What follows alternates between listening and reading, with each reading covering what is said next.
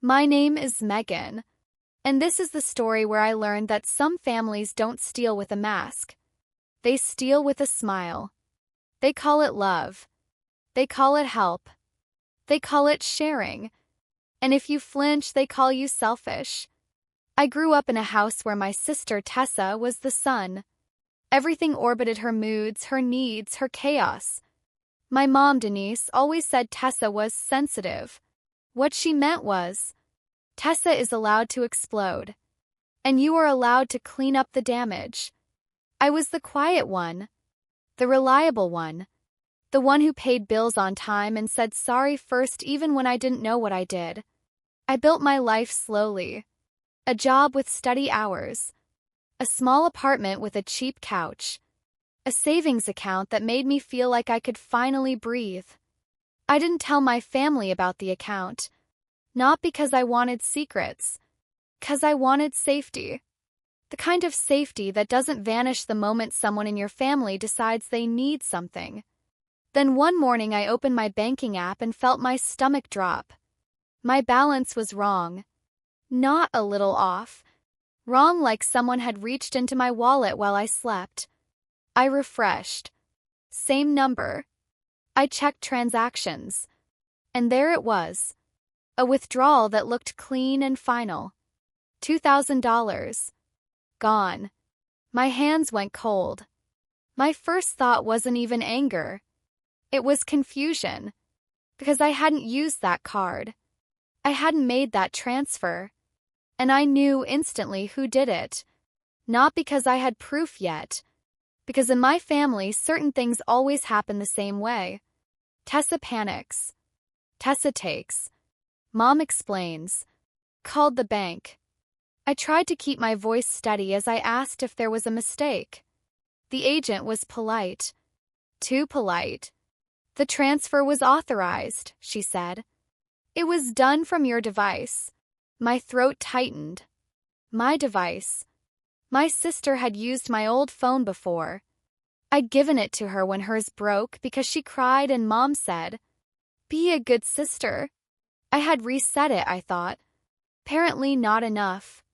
The agent asked if I recognized the destination account. I did. It was Tessa's. I stared at the screen like it might change if I stared long enough. Then I called my sister. She didn't pick up. I texted. Did you take $2,000 from my account? No reply. I called again. Voicemail. Then I called my mom. She answered on the second ring, bright voice like nothing in the world is wrong. Hi, honey. I said, Mom. $2,000 is missing from my account. It went to Tessa. A pause. Not shock. Not surprise.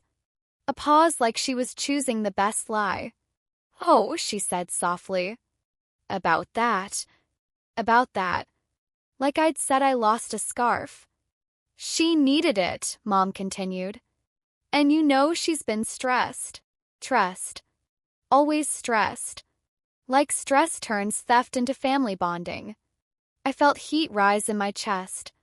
She didn't ask, I said. She drained my account. Mom's tone sharpened. Don't be dramatic. She didn't drain anything. She borrowed. Borrowed. Without asking. Without warning. Without permission. That's stealing, I said. My mom sighed like I was exhausting her. Megan. It's sharing. Your sisters. That was the moment the fear turned into clarity. Not because I suddenly stopped caring. 'Cause I realized. My mother wasn't going to defend me. She was going to manage me. She was going to push me back into my role. Quiet. Useful. Available. And if I didn't agree, she'd make me the villain. I tried to keep it calm. Because in my family, calm is the only way you're allowed to speak. If you cry, you're unstable. If you yell, you're disrespectful. If you get quiet, you're punishing everyone. There is no correct emotion except obedience. Mom, I said, slow and clear. I need the money back. Today. Denise clicked her tongue. You don't need it today. You have a job. Like a paycheck is a magic wand. Like bills wait politely. I was saving that, I said. For rent. For emergencies. My mom laughed a little like I was cute. This is an emergency. For your sister. That sentence told me everything. In my family, my emergencies are inconveniences. Tessa's inconveniences are disasters. I hung up before I said something I couldn't take back, then immediately hated myself for hanging up. 'Cause it felt like weakness. Like retreat. Then I remembered. Hanging up was the first boundary I'd set in years. I texted Tessa again. Send it back now. If you don't, I'm calling the bank and filing fraud. She responded 10 minutes later. Not with an apology. With attitude. OMG, relax. I'm your sister. My hand shook as I typed. You stole from me. She replied. It's not stealing. Mom said you'd help. That made my stomach twist. Mom said.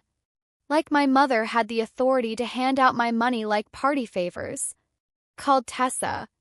This time she answered, voice sweet, fake sweet. Hey, Meg. Why did you take it?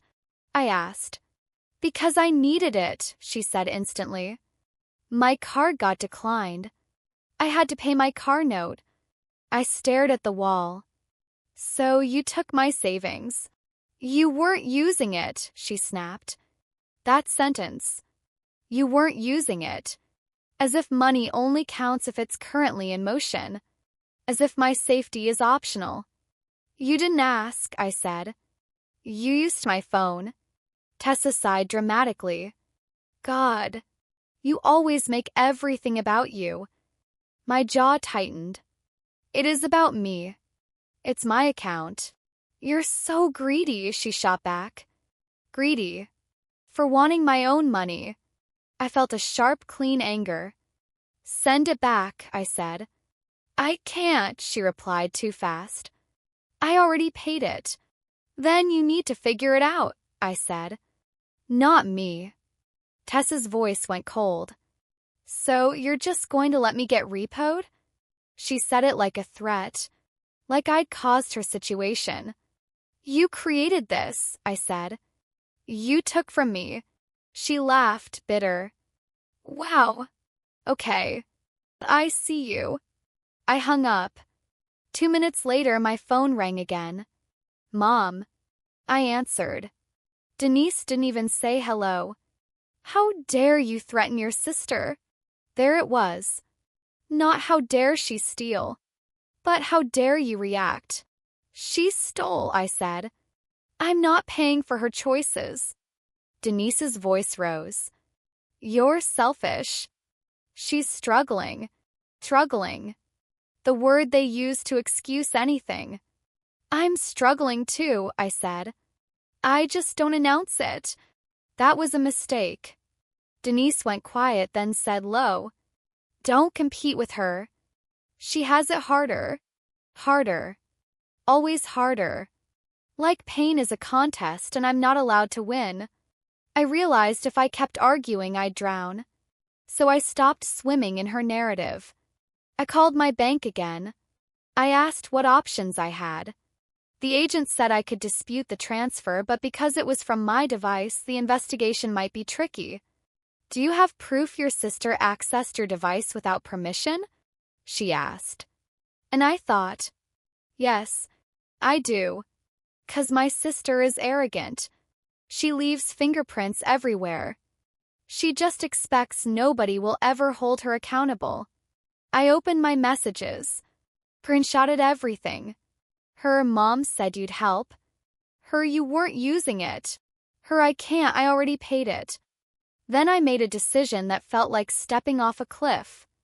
I was going to treat this like what it was. Not family drama.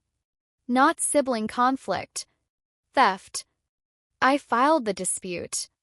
I spoke calmly. I gave dates. I sent screenshots. I didn't mention feelings. Just facts.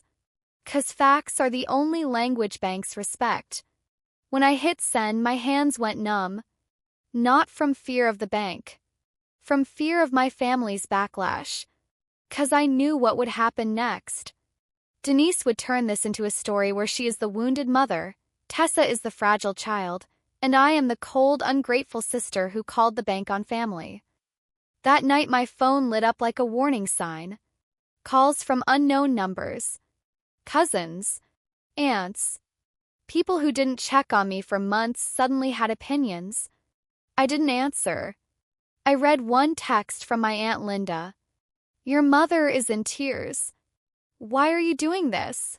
Doing this. Like I created it. I wrote a single reply. Tessa took $2,000 from my account without permission. I'm handling it through official channels. Then I muted the thread.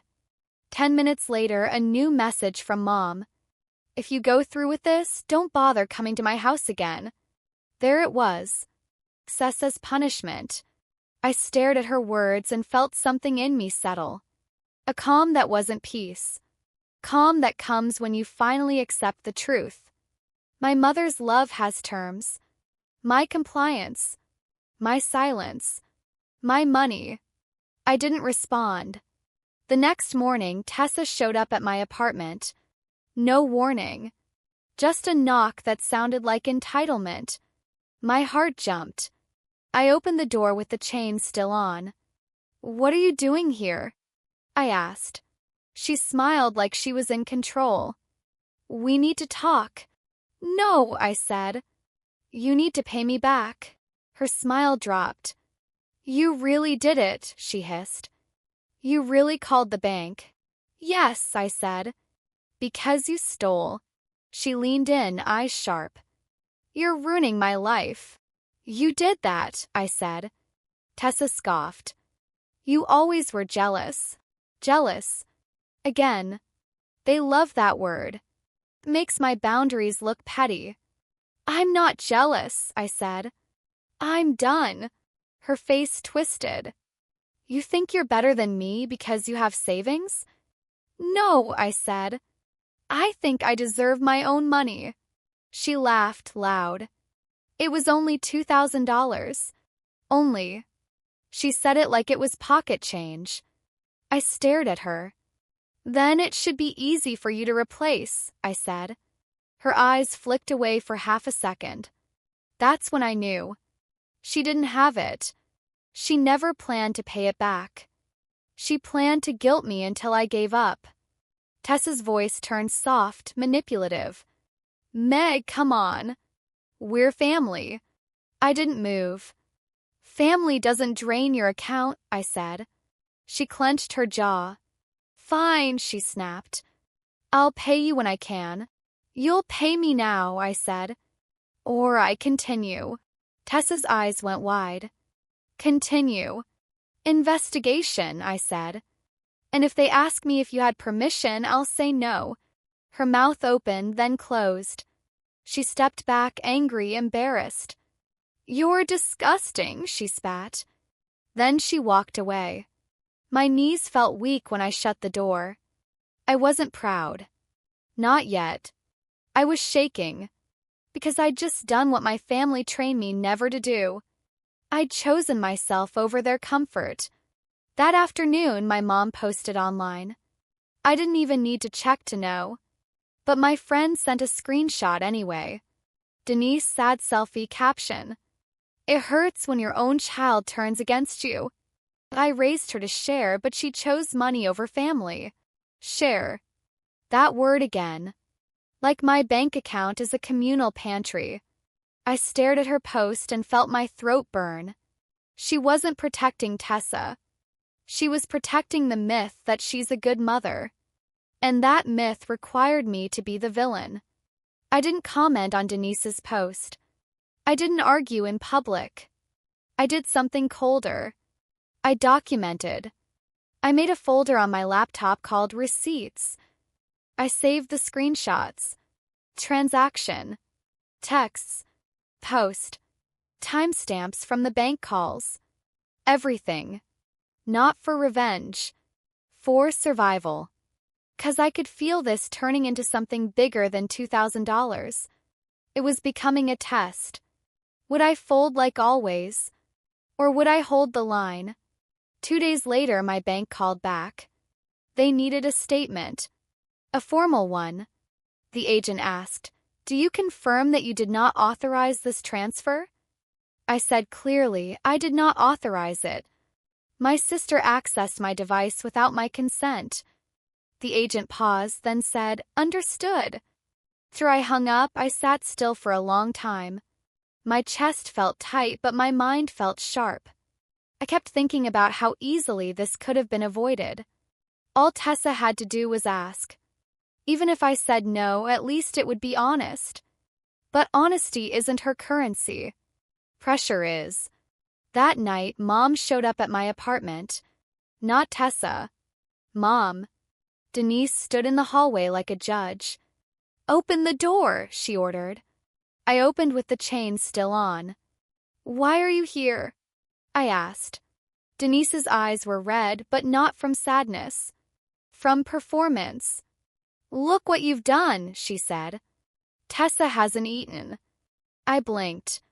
"That's not my responsibility." Denise's face hardened. "How can you be so cruel?" "Cruel? For wanting my money back." "You're the one who raised her to think she can take," I said. Denise flinched like I slapped her. Then her voice got low. "If you keep pushing this, you'll lose everyone. Lose everyone." The threat that used to control my entire nervous system. I felt it, that old fear. But underneath it, I felt something else now. Question. What exactly am I losing? People who defend theft. People who call it sharing. People who only like me when I'm useful. I looked at my mom and said, "If everyone leaves because I won't be stolen from, then they were never mine." Denise stared stunned. Then she laughed, bitter. "Listen to you," she said. "You sound brainwashed." I kept my voice calm. "No," I said. "I sound awake." Denise tried a different tactic. "I'll pay you back," she said quickly. "I'll handle it. Handle it." The meaning hush it up. Make it disappear. "No," I said. "Tessa pays me back. And she learns." Denise's eyes flashed. "You won't punish her." "I want accountability," I said. Denise leaned closer. "You know what you are?" She whispered. "A traitor. Traitor." The word landed heavy, but it didn't crush me like it used to. 'Cause I could finally see the shape of her love. It had always been conditional. And now the condition was failing. I said softly, "You're calling me a traitor because I won't let your favorite child rob me." Denise's mouth tightened. She looked around like she was afraid a neighbor might hear. Then she hissed, "You're dead to me if you do this." My heart thudded. Not because I believed her. 'Cause part of me mourned the fact that she could say it at all. I nodded once. "Okay," I said. Denise's eyes narrowed. She wasn't expecting okay. She was expecting tears. Begging. Apologies. She swallowed, then snapped, "Fine. Have it your way."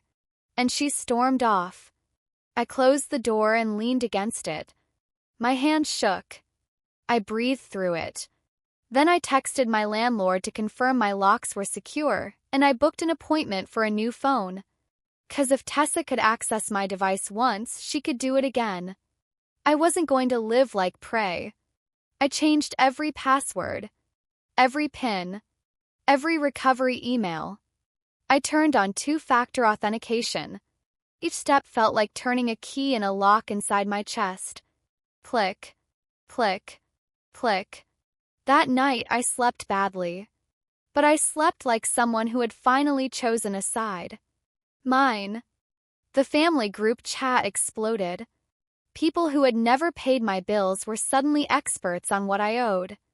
"You're tearing the family apart. Your mom did her best. Tessa is young." Tessa was 26. Not young.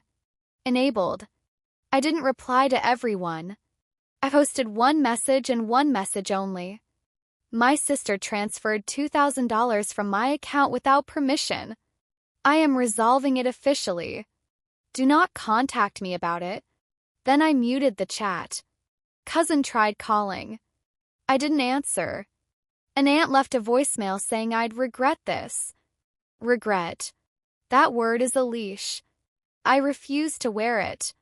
2 days later, I got a message from Tessa. Can we talk? That was new. She never asked to talk. She demanded. I replied, pay me back first. She sent a long paragraph about stress, anxiety, feeling attacked, feeling abandoned. Not one sentence said, I'm sorry I stole. I stared at it and felt a calm anger. Return the money, I wrote, or the dispute continues. She replied, I can do $200. 200. Like she was negotiating a ransom. No, I wrote, all. Then she went silent. That silence used to scare me. Now it just confirmed. She was waiting for me to break. I didn't. A week passed. The bank updated me. They were proceeding. They might temporarily credit the funds pending investigation. My body felt like it unclenched for the first time in days. Not because I love money. 'Cause I love not being violated. Then Tessa showed up again. This time at my job. She stood in the lobby like she owned the building. My coworker texted me, your sister is here. My stomach dropped. This was escalation. I walked out, heart racing but my voice steady. You can't come here, I said. Tessa's eyes were glossy like she'd practiced crying. I just want my sister back, she said loudly so people could hear. I recognized the tactic. Make me look cruel in public. I kept my tone flat. You stole from me. This is not the place. Tessa's face cracked. I had no choice, she whispered. I was desperate. Desperate people ask, I said. They don't drain accounts. She grabbed my wrist lightly, not hard but possessive. Please, she said. I'll pay you back soon. I pulled my arm away. Not soon, I said. Now. Her eyes narrowed. You're really going to ruin me over money? There it was again. Make me the monster. I answered, you ruined trust. The money is just the evidence. A security guard glanced over. Tessa noticed. She stepped back, forced a smile. Okay, she said louder. I get it. You hate me. Hate. Another dramatic word. I said, I don't hate you.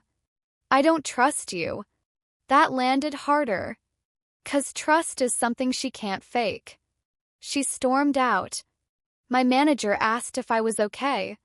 I said yes. But inside I felt something heavy. 'Cause it wasn't just Tessa. It was the realization that my own mother had taught her that boundaries don't matter. That my money is family property. That my peace is disposable. I went home that night and stared at my old childhood photo on the shelf. 2 girls. One always smiling for the camera.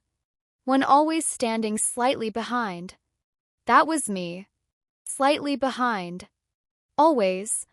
Until now. I opened my notes app and wrote one sentence. My life is not a donation box. Then I blocked my mom's number for 24 hours. Just one day. Just to breathe. And in that breathing space, I felt how loud my family had been in my head my entire life. When they were gone for one day, I could finally hear my own thoughts. And my thoughts said something simple. You're not wrong for wanting your money back. You're not wrong for wanting respect. You're not wrong for being done. On day 2, I unblocked my mom. Not because I missed her. Because I needed to see what she would do when she couldn't control me. She called within an hour. So, she said, clipped voice. Are you done with your little phase? Little phase. Like self-protection is a trend. I answered, I'm done being stolen from. Denise exhaled sharply. You're making the whole family hate you. No, I said. You are. By defending theft. She went quiet, then switched to a softer tone. Megan, she said, I'm scared for Tessa. There it was. Fear framed as love. Then help her learn, I said. Help her fix it. Denise's voice snapped. She can't. She's fragile. Fragile. Like glass. But somehow strong enough to hack my banking and drain $2,000. I kept my voice calm. Fragile doesn't mean entitled, I said. Denise laughed sharp.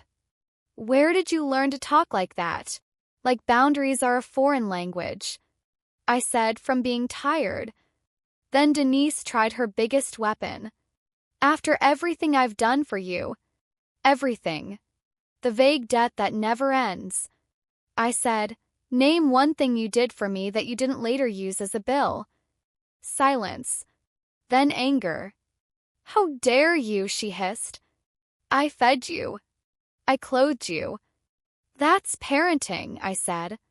Not alone. Her breath caught. For a second, I thought she might cry for real. Then she said coldly, You're ungrateful. Ungrateful. The final label. I replied, I'm independent. She hung up. 2 days later, the bank temporarily credited my account. $2,000 was back, marked as provisional. Relief washed through me, but it was complicated. 'Cause I knew what it meant. The dispute was serious. Tessa could face consequences. And I felt something I didn't expect. Not guilt. Grief. Grief that my family had pushed me into a corner where consequences were the only language left.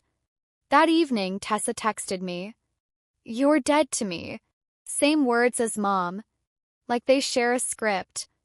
I didn't reply. I didn't have to. A week later, a letter arrived at my apartment. Handwritten. From Mom. Denise never writes. My hands felt cold as I opened it. It was long. Dramatic. Full of phrases like family bond and loyalty and one day you'll understand. In the middle, one sentence stood out like a confession. I told Tessa to take it because you always have something saved. I reread it 3 times. She told her. She admitted it. My chest tightened, then cleared. I scanned the letter. Saved it to my folder. Receipts. Then I sent a short email to the bank investigator with that line highlighted. Not as revenge. As truth. If my mother gave permission, she had to own the outcome. That night, I got another message from an aunt. Your mom is sick over this. Sick. Another threat. I replied. Then she should stop instructing people to steal. Then I blocked the aunt too. 'Cause I realized something. My family's outrage was selective. They weren't outraged that my account was drained. They were outraged that I made it visible. That I refused to absorb it quietly. That's what people like Denise hate most. Not losing money. Losing access. Losing the ability to hurt you and call your pain dramatic.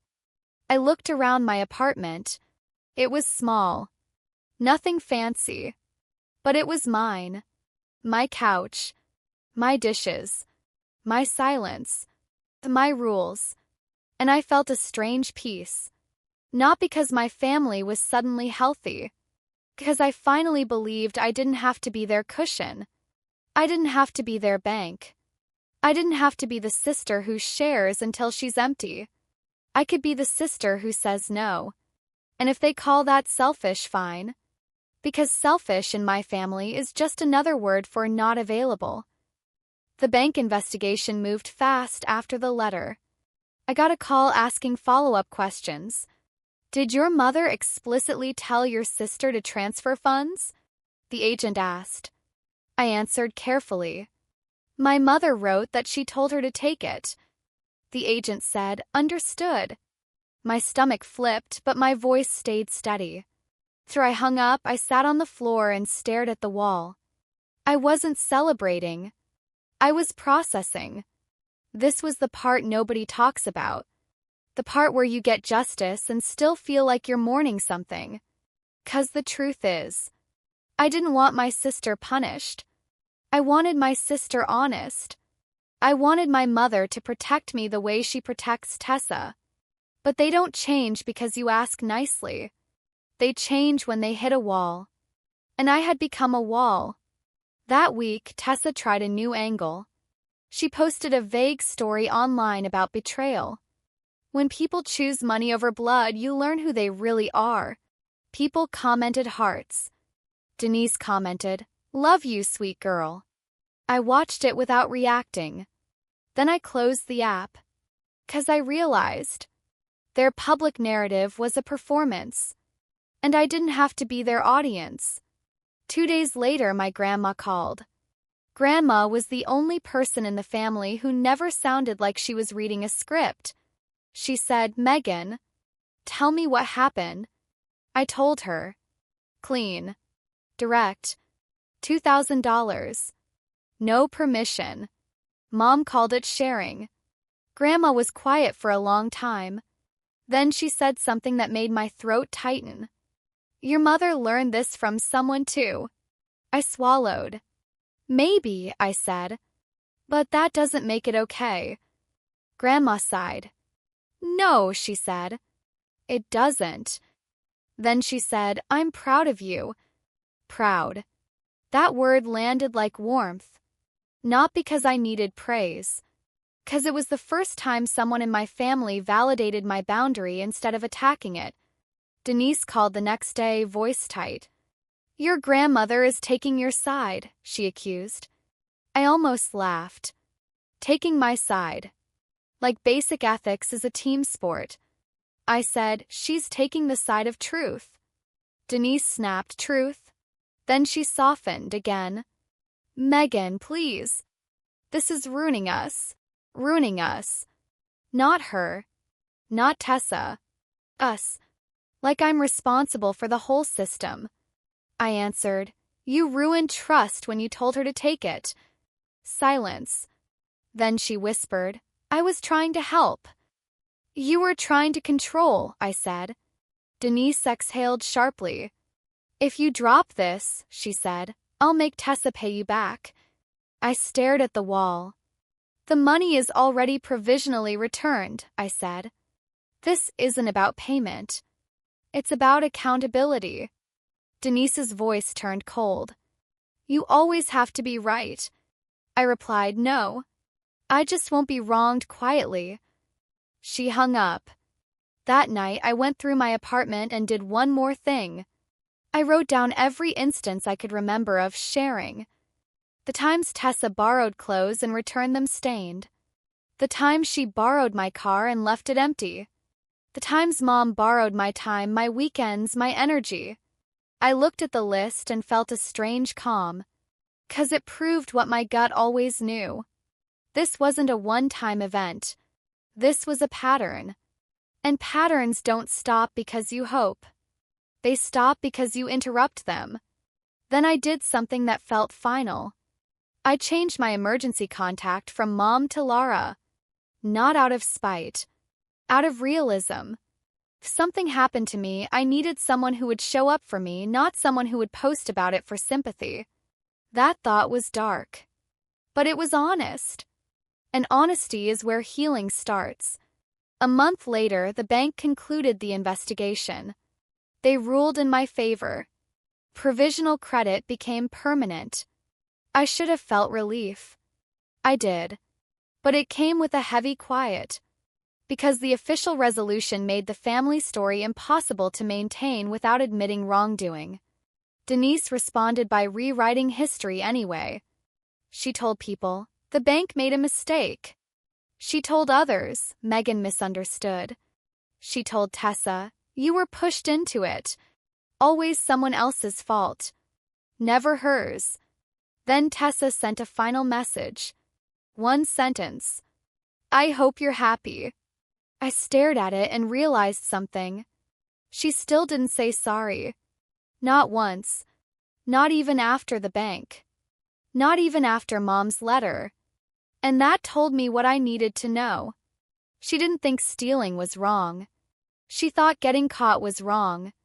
Denise invited me to dinner to talk. I didn't go. 'Cause talk in my family is not communication. It's negotiation. It's pressure disguised as connection. Instead, I wrote Denise one message. I will have contact when you acknowledge what you did and stop calling theft sharing. She replied, "You're impossible." I didn't answer. Quiet after that was intense. Like a storm had finally moved on and left the air too still. I missed parts of my family in a weird way. Not the manipulation. The familiar. The idea of belonging. But I reminded myself. Belonging shouldn't require you to be robbed. I ran into Mom at a grocery store. She was by the produce, looking normal like nothing had happened. When she saw me, she lifted her chin like she was preparing to win. "So," she said, "you got your money." I met her eyes. "Yes," I said. Denise smirked. "Was it worth it?" "Worth it. Like my dignity has a price tag." I answered, "It was worth knowing the truth." Her face tightened.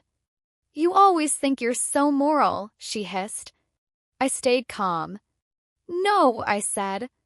"I'm just done pretending your choices are accidents." Denise's eyes darted around, checking who might hear. Then she leaned closer and whispered, "You'll come crawling back." I stepped back. "No," I said. "I'm walking away." Big difference. I left my cart, walked out, sat in my car, and let my hands shake. Not because I was scared of her. 'Cause I was grieving. Grieving the mother I wanted. Grieving the sister I wished I had. Grieving the fantasy that if I just shared enough, they'd finally treat me like I mattered. That fantasy died. And it hurt. But it also made room for something new. Peace. Not the peace of everyone smiling. Peace of not being used. That night I called Grandma. She said, "How are you really?" I told her. And she said, "You did the right thing." Right. Not dramatic. Not selfish. Right. That word felt like a warm blanket. 'Cause for years my family had taught me that right and obedient are the same thing. They're not. Sometimes right is lonely. Sometimes right costs you people. But if those people only loved your obedience, then what you lost wasn't love. It was access. And they hate losing access. That's why they call boundaries betrayal. That's why they call theft sharing. 'Cause if they admit what it is, they have to face who they are. And they'd rather make you the villain than look in the mirror. I didn't cut them off in one dramatic moment. It was quieter than that. It was paperwork. Passwords.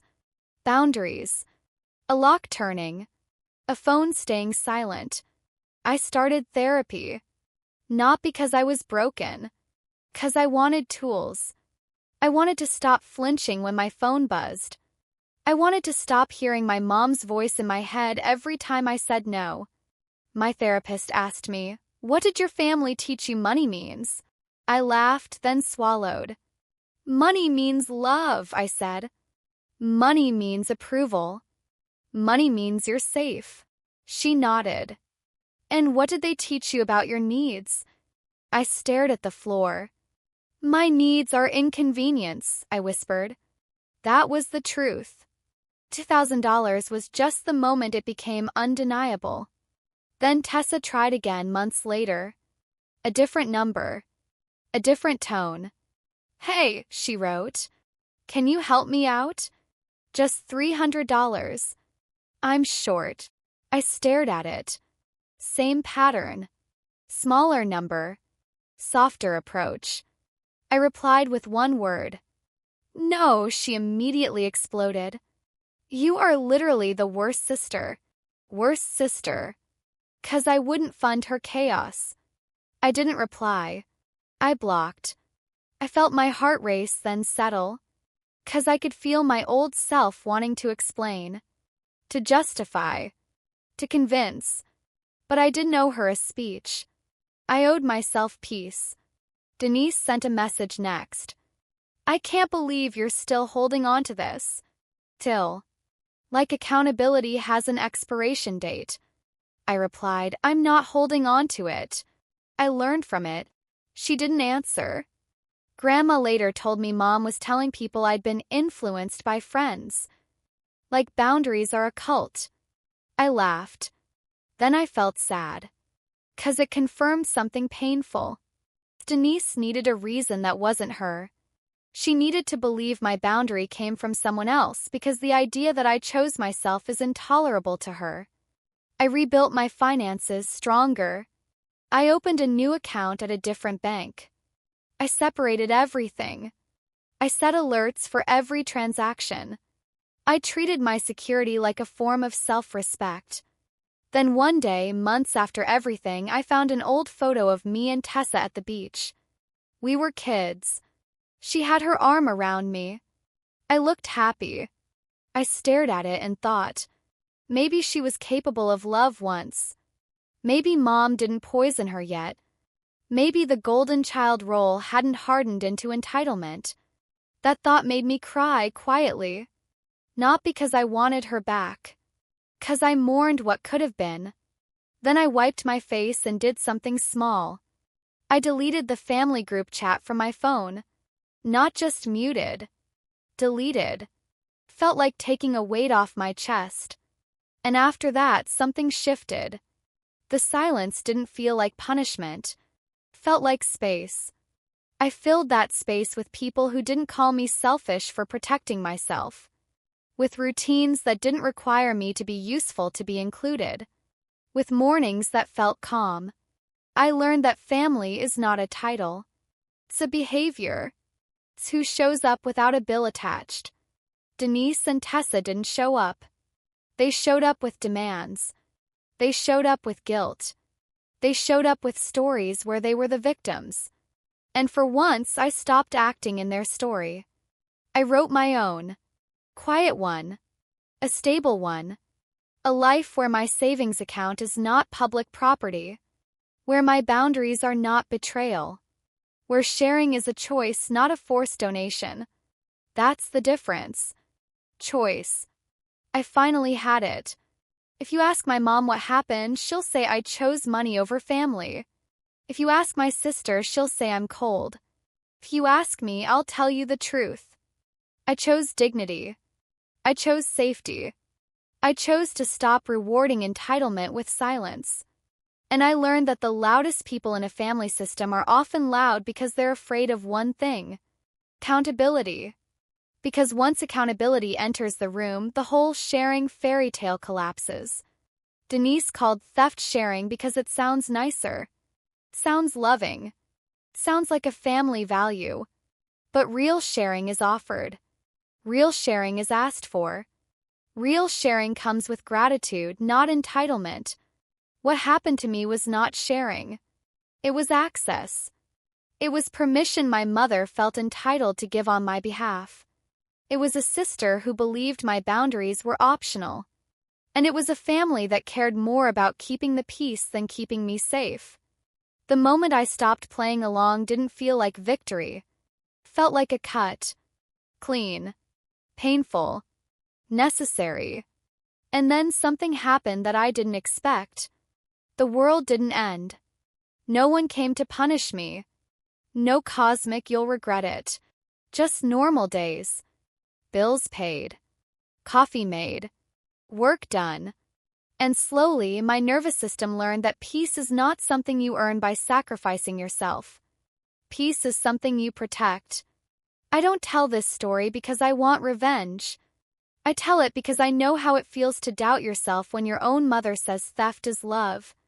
I know how it feels to replay the scene and wonder if you overreacted. To hear it's only $2,000 and think maybe you should swallow it. But listen. It was never only $2,000. It was the message behind it. Your boundaries don't matter. Your safety is negotiable. Your role is to give. And if you refuse, you're the problem.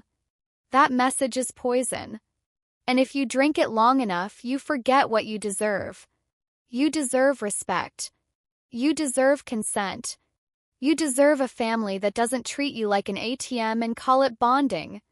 One day, Grandma told me something that stuck. People who get angry at your boundaries benefited from you not having any. That's exactly it. Denise benefited. Tessa benefited. The whole system benefited. And the moment I installed a lock on the door, they called me cruel because they could no longer walk in uninvited.